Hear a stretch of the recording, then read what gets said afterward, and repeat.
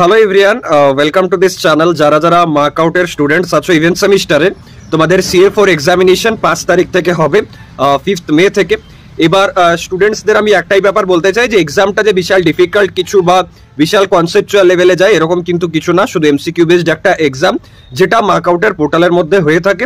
But এখানে সব থেকে বেশি ইম্পর্টেন্ট ফ্যাক্টর যেটা সেটা হচ্ছে যে তুমি পরীক্ষায় কত পাচ্ছ, আদৌ ভুল করে আসছো 3টে 4টা না 10টা, না তোমার কত ঠিক মার্কস আসছে, সেগুলো কিন্তু মেন ব্যাপার নয়। মেন ব্যাপার হচ্ছে তোমাকে কিন্তু অ্যাটেন্ডেন্স রাখতে হবে এই পরীক্ষাটাতে, ঠিক আছে?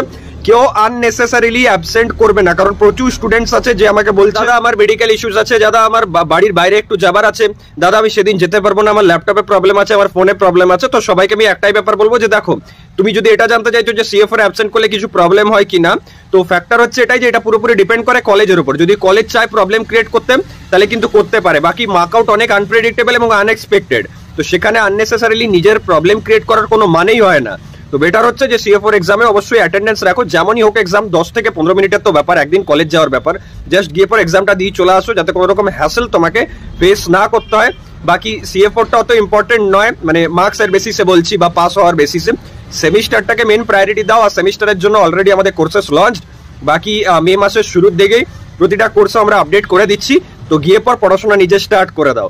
যে কোনো ভিডিও ডিসক্রিপশন বা কমিউনিটি ট্যাবেও পোস্ট পেয়ে যাবে, সেখান থেকে কোর্সের লিঙ্ক পেয়ে পর তোমরা এনরোল হয়ে যাও। Thank you.